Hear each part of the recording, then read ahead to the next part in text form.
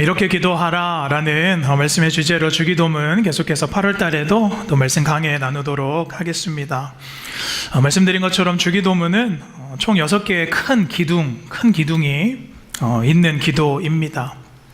학자들은 주기도문이 또한 6개의 창문을 여는 기도다라고도 비유하기도 하지요. 먼저는 표를 보시면 하나님을 향하여 열리는 창문 3가지가 있다는 것입니다. 첫 번째는 그 이름의 영광을 보는 기도의 창문 있고요. 두 번째는 하나님 나라를 여는 창문의 기도라는 것이죠. 또 세 번째는 지난주 우리가 살펴보았죠. 하나님의 뜻, 하나님의 의를 우리가 볼 수 있고 또 이룰 수 있는 그 창문의 기도라고 말합니다. 이 3가지 창문이 주기도문 전체에서 전반부에 있는 하나님을 향하여 우리가 구하는 3가지의 기도 제목이지요. 그리고 또 3가지의 창문이 있지요. 그것은 이제 우리를 향한 간구와 또 우리를 향한 기도입니다. 네 번째로 이제 양식의 공급함, 우리의 필요를 채우시는 하나님, 그리고 죄사함의 문이 이 기도를 통하여서 5번째로 열리게 되고요.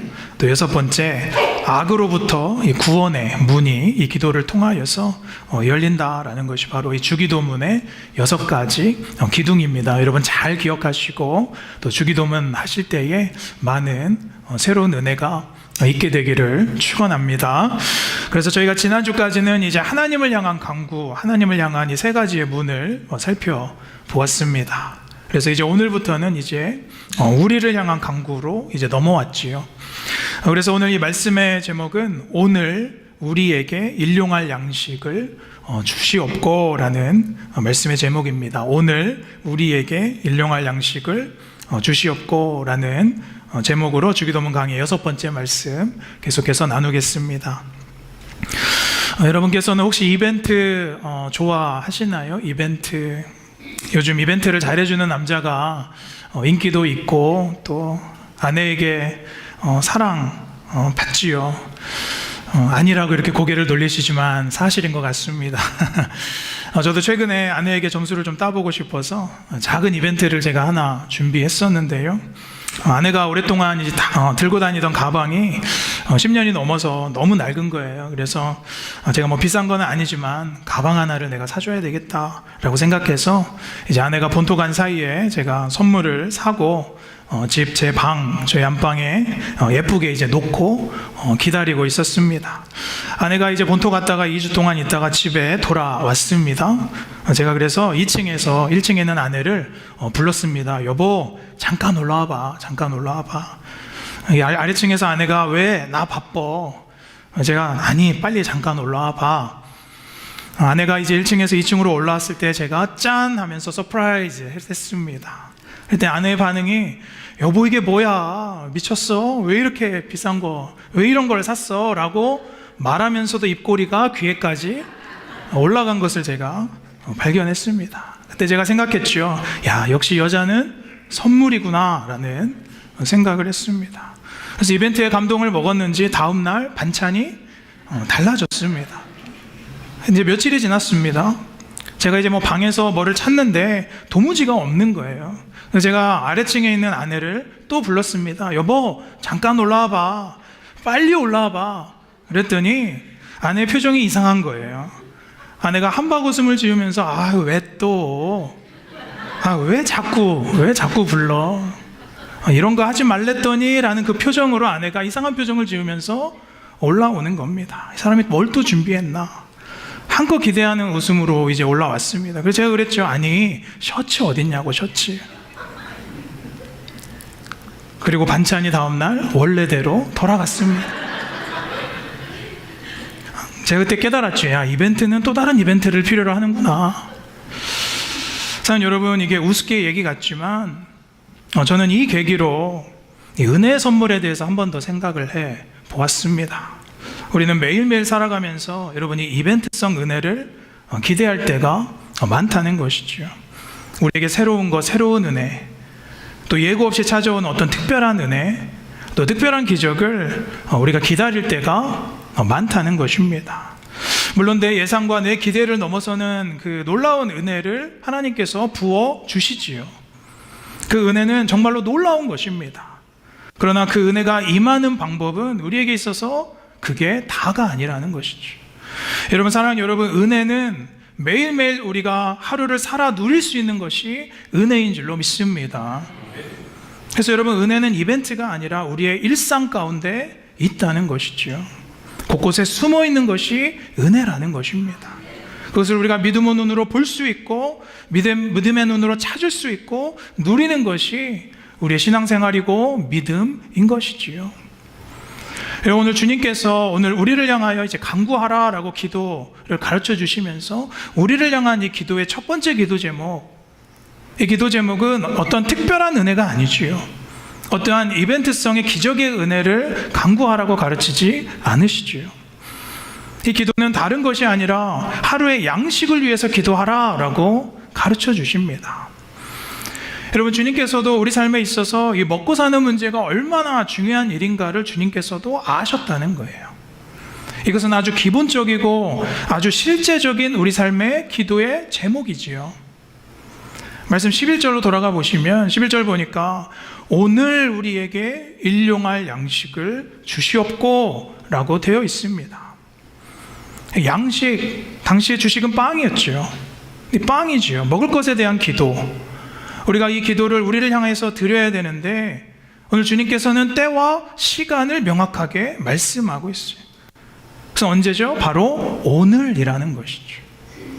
오늘이라는 단어를 제가 보니까 이 세메론이라는 단어로 되어 있는데요, 크게는 두 가지의 의미입니다. 말 그대로 today, 오늘날이라는 뜻이고요. 그 다음의 뜻은 매일, daily, 매일매일, daily라는 의미를 갖고 있어요. 또 크게 세 가지는 지금이라는 뜻도 있습니다. 그러니까 날마다 우리에게, 매일 우리에게, 오늘 우리에게 양식을 간구해야 한다라는 거예요. 사랑하는 여러분, 그런데 이 오늘이라는 단어가 왜 중요할까요? 여러분, 하나님의 공급하심과 그 사랑과 그 자비는요, 내일이 아니라 오늘의 은혜인 줄로 믿습니다. 하나님 나라의 현재성을 띠고 있는 거예요. 그 현재적인 하나님의 나라. 그리고 내일로 미뤄지는 은혜가 아니라 지금, 오늘 우리가 누릴 수 있는 하나님의 은혜를 말하고 있는 것이죠. 누가복음 23장 43절에 보니까 주님께서 옆에 달려있던 그 행악자, 십자가에 함께 달렸던 행악자를 구원하실 때 뭐라고 말씀하시죠? 오늘 내가 나와 함께 낙원에 있으리라 라고 말씀하시죠.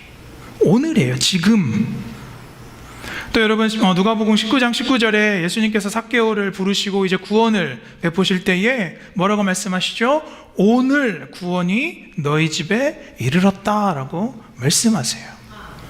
사랑하는 여러분, 여러분께서도 오늘 그 은혜를 달라고 기도하셔야 되는 줄로 믿습니다. 그 은혜를 내일로 미루지 않는 거예요. 우리의 기도, 우리의 회개, 우리의 기쁨, 그 모든 것들은 내일로 미룰 수가 없는 것이죠. 그것이 일용할 양식을 달라는 이 간구 안에 은혜의 비밀인 줄로 저는 믿습니다. 계속해서 말씀 보시면 그럼 어떤 양식인가? 말씀해 보니까 일용할 양식이라고 되어 있지요. 일용할이라는 이 뜻이요, 참 흥미롭습니다. 원어에 보니까 에피우시우스라고 되어 있습니다. 에피우시우스. 그러니까 이 단어는 다른 곳에서 많이 쓰이는 단어가 아니라 오늘 이 주기도문에 딱 한 번 나오는 단어입니다. 이 의미를 보니까 우리가 존재하는 데 있어서 아주 필수적인 것이라는 뜻이에요. 일용할. 우리가 존재하기 위해서 있어야 할 꼭 필요한 것. 그래서 음식, 빵, 그것을 달라라는 기도이죠. 그래서 여러분, 오늘 우리에게 일용할 양식을 주옵소서라는 기도는요, 지극히 육적인 기도이면서 동시에 영적인 은혜를 간구하는 기도라는 것이죠. 우리가 이 하루를 살아갈 양식과 은혜의 공급이 하나님이십니다라는 고백이에요. 그것을 우리가 신뢰하는 기도라는 것입니다. 자, 그런 의미에서 오늘 이 기도의 첫 번째 의미를 우리 함께 살펴보도록 하겠습니다. 우리 첫 번째 같이 함께 읽겠습니다. 시작. 매일매일 공급함을 의지하는 기도 입니다. 오늘 우리에게 일용할 양식을 주시옵고 라는 이 기도의 의미는 매일매일 공급함에 그 하나님을 의지하는 기도라는 것이죠. 여러분, 이 당시에 평범한 사람들은요, 지금 시대의 저희처럼 일주일에 한 번씩 주급을 받거나 월급을 받지 않았지요. 그들은 그저 오늘 하루하루를 일하고 살았습니다. 그리고 그 오늘의 은혜로 내일을 먹고 살았다는 거예요. 제자들의 고기잡이도 마찬가지였죠. 오늘 잡은 그 고기로 내일을 팔아서 먹고 살았다는 거예요. 남의 집에서 일하던 하인들도요, 하루를 일하면 그날의 곡식을 타서 다음날 먹고 살았던 것이 일반적인 사람들의 삶이었다는 거예요. 그래서 당시 그들에게 이 하루의 양식은 정말로 없어서는 안 되는 그 절박함이었다는 것이죠. 여러분, 사실 지금 이 시대에 우리는 내일 먹을 것이 없어서 염려하는 사람은 거의 드물죠. 내일 먹을 쌀이 없어서, 내일 먹을 음식이 없어서 여러분 혹시 지금 고민하시는 분들이 이 자리에 있으십니까? 그런 분이 계시다면 그거는 우리 교회의 책임이 큰 것이죠. 우리는 어쩌면 그래서 그런지 매일매일 이 하나님의 공급하심과 하나님의 은혜를 의지하지 않을 수 있다는 것이죠. 필요할 때만 우리가 하나님을 의지하게 된다는 거예요. 그러니까 오늘 이 양식을 위하여 우리가 구하는 기도는 너희에게 있는 가장 기본적인 염려를 내가 안다. 그러나 하나님으로부터 오는 그 공급함을 믿고 날마다 매일매일 너희 하나님을 믿고 신뢰해라 라는 그 기도의 가르침인 줄로 믿습니다.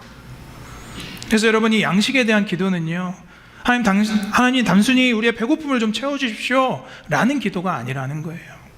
그 기도를 이제 넘어서서 내가 지금 누구를 매일매일 신뢰하느냐, 누구를 매일매일 의지하느냐, 그 기도인 것이죠. 여러분, 잘 살고 배부르는 나라일수록 믿는 인구가 점점 더 줄어듭니다. 우리나라도 마찬가지죠. 유럽의 모든 나라들이요, 이제 잘 살게 되면서 교회가 어떻게 되었지요? 술집으로 변하고 박물관으로 이제 교회가 변했지요. 왜 그렇습니까? 이제 먹고 사는 것이 해결되니까 더 이상 하나님이 필요 없는 것 같은 거예요.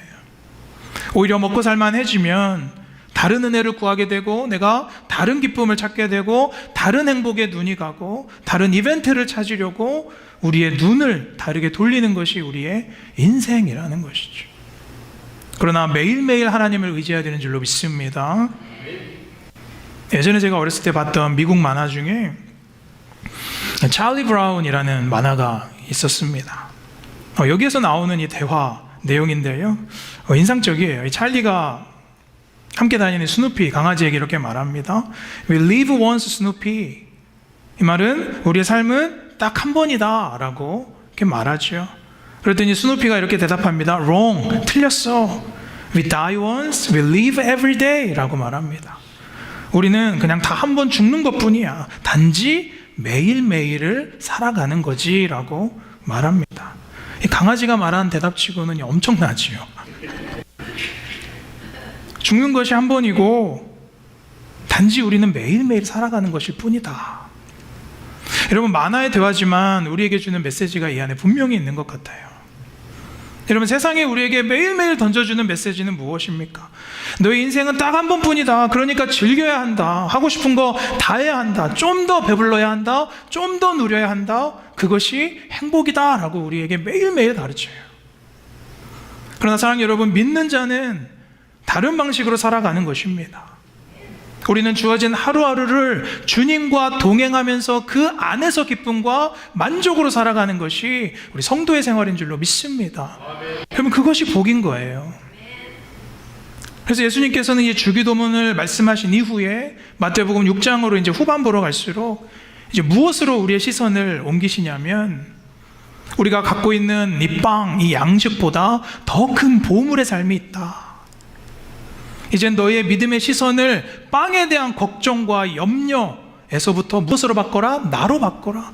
예수 그리스도로 바꿔라. 하나님의 나라로 바꿔라 라고 우리를 초청하고 있으신 거예요. 마태복음 6장 후반절 25절부터요 쭉 보시면 이 말씀이 너무나 중요해서 제가 좀 함께 보고 싶어서 가져왔어요. 우리 26장 25절 전반절 후반절 계속해서 함께 읽겠습니다. 시작. 그러므로 내가 너희에게 이르노니 먹을까 무엇을 마실까 몸을 위하여 무엇을 입을까 염려하지 말라. 목숨이 음식보다 중하지 아니하며 몸이 의복보다 중하지 아니하냐. 26절. 공중의 새를 보라. 심지도 않고 거두지도 않고 창고에 모아 들이지도 아니하되 너희 하늘 아버지께서 기르시나니 너희는 이것들보다 귀하지 아니하냐. 30절. 이따가 아궁이에 던져지는 들풀도 하나님이 이렇게 입히시거든 하물며 너희일까 보냐. 믿음이 작은 자들아. 아멘. 그리고 나서 예수님께서 결론을 말씀하시죠. 33절. 그런즉 너희는 먼저 그의 나라와 그의 의를 구하라. 그리하면 이 모든 것을 너희에게 더하시리라. 34절. 그러므로 내일 일을 위하여 너희가 염려하지 말라. 내일 일은 내일 염려할 것이고 한날의 괴로움은 그날로 족하니라 라고 말씀하십니다. 사랑하는 여러분, 이 말씀이 정말 오늘 우리에게 자유함을 주시는 말씀인 줄로 믿습니다.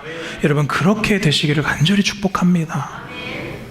그래서 꼭 기억하셔야 되는 거예요.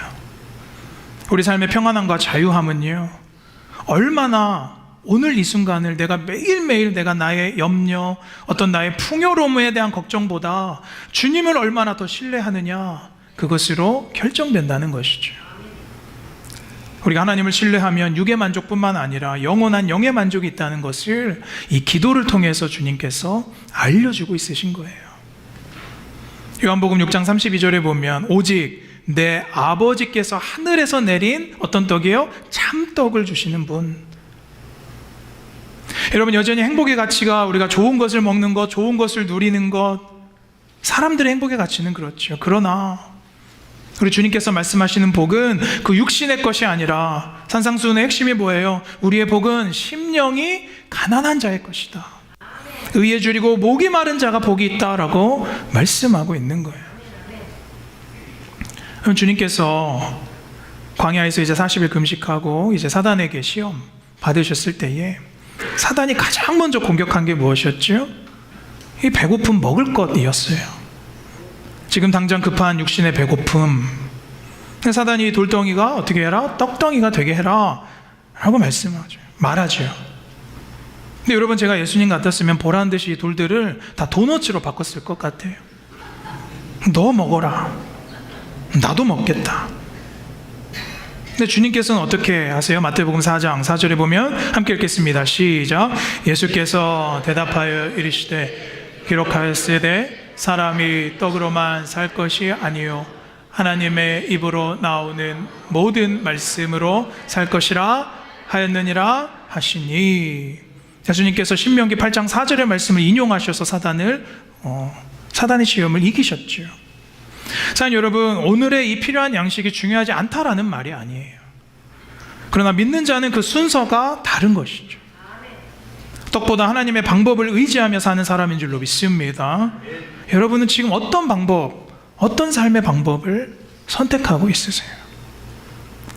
신학자 필립 켈러는요, 이렇게 말합니다. 이 기도를, 오늘 이 일용할 양식을 주시옵고 라는 기도를 이렇게 해석해요. 남자든 여자든 누구든지 하나님의 뜻을 첫째 자리에 두는 자는 꼭 양식을 얻을 것이다 라고 이렇게 해석을 합니다. 그래서 오늘 우리에게 일용할 양식을 다시 달라라는 기도는 하나님께서 나의 필요를 이미 아십니다. 하나님께서 그 해결돼야 할 상황을 다 아시는 줄로 제가 믿습니다. 그런 기도예요. 무엇을 오늘 주시든지 제가 만족하고 먹고 누리겠습니다 라는 믿음의 고백인 줄로 믿습니다. 초대교회 신학자였던 클레멘트라는 사람은요, 이 재물에 대해서 이렇게 말합니다. 재물은 마치 우리가 신는 구두와 같다. 전능하신 하나님은 내 발, 우리 발의 수치수를 잘 아신다라고 말하죠. 그럼 안 맞는 구두, 안 맞는 신발 신으면 발이 터지거나 넘어질 수밖에 없는 거예요. 사랑하는 여러분, 하나님은 각 사람에게 맞는 치수대로 재물을 주시고 양과 떼를 주시는 줄로 믿습니다. 저 말씀 묵상하면서 잠언 기자의 이 고백이 떠올랐습니다. 우리 잠언 30장 8절 9절 우리 같이 함께 읽어볼까요? 시작. 곧 헛된 것과 거짓말을 내게서 멀리하십시며 나를 가난하게도 마옵시고 부하게도 마옵시고 오직 필요한 양식으로 나를 먹이시옵소서. 9절 혹 내가 버블러서 하나님을 모른다 여호와가 누구냐 할까 하며 혹 내가 가난하여 도둑질하고 내가 하나님의 이름을 욕되게 할까 두려워함이니이다. 이 잠언 기자의 고백이 뭐예요? 너무 많으면 하나님께서 너무 많이 주시면 내가 하나님을 잊고 떠날까 걱정된다는 거예요. 또 너무 적으면 하나님의 영광을 가리는 범죄로 내가 질까 무섭다라는 거예요. 그래서 사랑하는 여러분, 믿음을 지키는 것이 양식의 풍성함보다 중요한 것인 줄로 믿습니다. 하나님께서 때와 양을 아신다는 거예요. 완전한 그 은혜의 공급을 여러분께서 이 기도를 통해서 매일매일 의지하게 되시기를 축복합니다. 자, 두 번째, 오늘 우리에게 일용할 양식을 주시옵고, 이 기도의 두 번째 의미 같이 읽겠습니다. 시작. 우리에게 베푸신 양식의 은혜를 나누는 기도입니다. 하나님께서 우리에게 이 주신 은혜, 이 양식의 은혜를 이제 나누는 기도를 드리는 것이다. 자, 본문 11절 다시 돌아가 보시면 우리에게 라고 되어 있죠. 오늘 우리에게. 제가 말씀드린 것처럼 주기도문의 이 대상은 하나님 그리고 우리예요. 이 공동체성이 있다고 말씀드렸죠. 여러분, 당시 이 기도는 주님을 믿는 사람들의 공동체의 공동적인 고백입니다. 공동으로도 함께 드리는 고백이에요. 하나님께서 우리에게 이제 필요한 양식을 주셨다면 이제 우리가 행해야 할 의무가 무엇인가? 자, 여러분, 그것은 그 빵과 그 떡, 그 양식을 함께 나누는 것입니다. 여러분, 이 강구에는 물론 다른 의미가 많이 있겠지만 오늘 우리가 한 번 더 집중해서 살펴보고 싶은 것은 이 기도가 이 공동체 안에 이루어지는 은혜의 측면을 우리가 보고 싶은 거예요. 우리가 매주 수요일마다 이 사도행전 성령의 사람들, 성령의 공동체를 살펴보고 있습니다. 지지난주까지 살펴봤던 사도행전 4장에 보시면 이 성령의 공동체 가운데 가장 먼저 나타났던 이 공동체 안에 변화가 있었어요. 그것은 이 성령의 사람들은 자신의 소유와 양식을 팔아서 서로를 향해서 나누고 서로를 향해서 구제하기 시작했다는 것입니다. 그 은혜의 나눔이 성령의 공동체 가운데 일어나기 시작했죠. 사랑하는 여러분, 우리가 말로만 사랑한다고 하고 입과 혀로 그 사랑을 말하는 것이 아니라 내 것을 나누고 구제하기 시작할 때 서로가 세워지고 교회가 든든히 세워져 가는 줄로 믿습니다. 지난주 사도행전 5장에는 그 규칙을 깨었던, 자신의 것을 숨겼던 이 아나니아와 삽비라의 그 대가를 우리가 교훈을 얻었지요. 사랑하는 여러분, 오늘의 우리가 드리는 이 기도는 나에게 주어진 그 양식에 대해서 우리가 깊게 한번 묵상해 보는 것이죠. 내가 부족하다면 하나님께서 더욱더 주실 줄로 믿습니다. 그런데 내가 넘쳐난다면 이제 하나님 나라와 공동체를 위하여 이제 내가 무엇을 나눠야 되는가, 거기까지 나아가는 것이 이 기도의 목적인 줄로 믿습니다. 사랑하는 여러분, 오늘 이 상을 우리가 살아갈 만큼 풍성한 양식과 은혜를 하나님께서 주셨습니까? 그럼 그 은혜를 나누고 사랑을 베풀어야 할 의무까지 나에게 하나님께서 주신 거예요. 오늘 내가 먹고 충분히 남을 만한 복을 주었는데, 복을 받았는데 나의 창고에 문을 닫는 것은 주님께서 우리에게 그 은혜를 공급하신 목적이 아니라는 거예요. 우리는 하나님께 더 달라고 항상 은혜를 간구하는데, 여러분, 왜 간구하십니까? 내가 그 은혜를 쌓아놓기 위해서가 아니라 내 곳간을 열고 나누기 위해서 이 기도를 드리는 줄로 믿습니다. 지성에서 영성으로 라는 책에 나오는 내용인데요, 중국의 지도자 중에 모택동이라는 사람이 있었죠. 마오쩌둥, 중국의 공산주의를 정착시킨 아쉬운 리더였습니다. 1958년에 마오쩌둥이 중국 전체의 농촌들을 이제 시찰하면서 이렇게 쭉 봅니다. 그런데 뭘 보게 됐냐면 이 참새 떼를 본 거예요. 참새 떼. 참새를 보니까 벼를 이렇게 쪼아서 참새가 먹는 겁니다. 그래서 이 마오쩌둥이 야, 저 참새가 참 해로워 보인다. 전국 농촌에 있는 저 참새를 다 잡아라 라고 명령을 합니다. 그래서 때 아닌 참새 말살 정책을 세워서 논에, 중국 안에 있던 논에 있던 참새라는 참새는 다 잡았어요. 그 해에 어떤 일이 일어났을까요? 여러분, 사실은 이 참새가 벼의 곡식을 쪼아서도 먹기도 했지만 벼의 해충을 잡아 먹었다는 거예요. 그런데 벼의 해충을 잡는 참새가 싹 다 없어졌으니까 해충이 어떻게 됐죠? 창궐해서 전국에 있는 벼가 싹 다 죽었습니다. 그래서 그 다음 해에 3천만 명이 굶어 죽는 일이 발생했다는 거예요. 이 얼마나 어리석은 일입니까? 여러분, 저는 이 이야기를 보는데요, 두 가지 정도의 교훈이 생각났어요. 첫 번째는 야, 눈에 보이는 것이 다가 아니구나. 참새가 벼를 쪼아 먹는 해로운 새, 해조라고 생각했지만 사실은 해충을 먹는 복조였다, 복된 새였다라는 거예요. 여러분, 내 눈에 지금 보이는 것이 이것이 손해 갖고 없어지고 사라지는 것 같아도 하나님 나라 안에서는 때로는 풍년이 들기 위한 방법이라는 것입니다.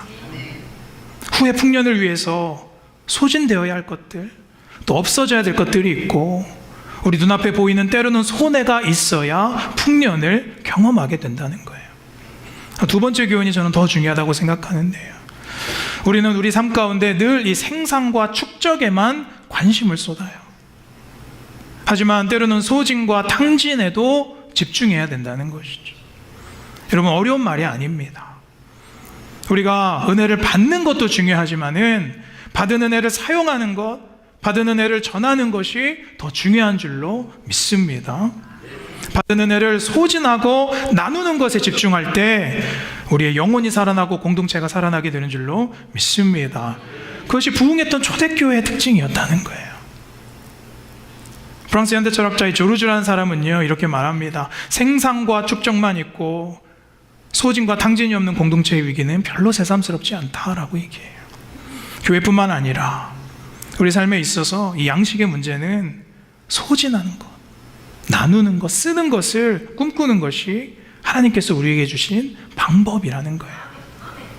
여러분, 예수님께서는 어떻게 이 땅에 오셔서 소진하셨나요? 자신의 능력과 자신의 영광과 자신의 피를 다 소진하고 탕진하셨어요. 그러고 나서야 이제 구원을 우리에게 이루어 주셨죠.